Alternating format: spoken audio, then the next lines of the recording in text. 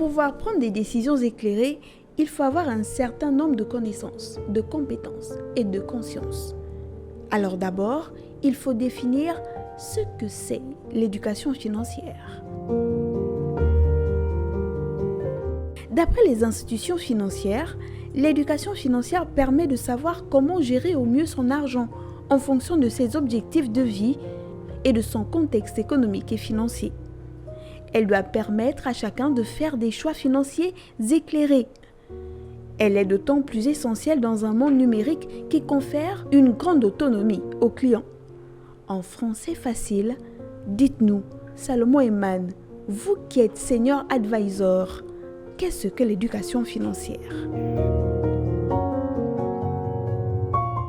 En termes simples, l'éducation financière consiste à apprendre de façon plus ou moins approfondie les principes de base de la gestion de son argent dans le but de ne pas rencontrer de difficultés financières dans sa vie quotidienne.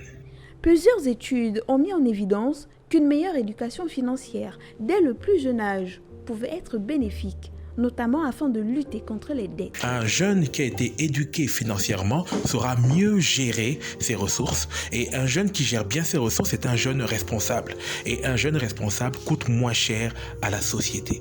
Voilà pourquoi il est important que dès le plus jeune âge, on responsabilise nos jeunes, on leur apprend à gérer leur argent, parce que demain, ils seront aux manettes et il est important qu'ils sachent par où commencer, comment commencer, quoi faire et surtout qu'ils aient une vision sur la gestion qu'ils ont de leur argent. Il y a même quelques petites astuces pour les tout-petits. Les premières astuces commencent à la maison, de façon ludique. Par exemple, dans les jeux de société qu'on a chez tous nos enfants, pour Noël par exemple, il y a le Monopoly qui vous apprend à savoir construire, savoir qu'il faut acheter un terrain, faire attention pour ne pas se retrouver en prison. Après, il y a les activités extrascolaires. Il faut engager l'enfant dans des clubs. Dans un club ou par exemple dans le scoutisme ou autre chose, un club de sport par exemple, ou une activité de pêche les vacances, ça permet à l'enfant de savoir qu'il va travailler, qu'il va recueillir de l'argent, qu'ils vont faire des projets, il faudra qu'ils apprennent à trouver de l'argent.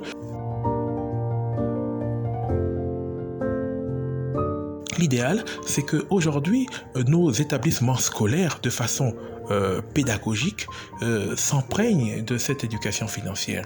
Et ça peut se faire par des petits jeux, par des comptines, par des récitations, par des petites activités sur les chiffres, sur les calculs, au pré-primaire, au primaire, au secondaire et même à l'université.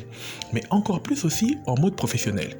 Et surtout, retenez que selon l'Organisation de coopération et de développement économique, dont on ne peut nier la pertinence des analyses ici, une bonne éducation financière accompagnée avec des produits financiers adaptés aux besoins permettrait aux populations de prendre des décisions financières avisées.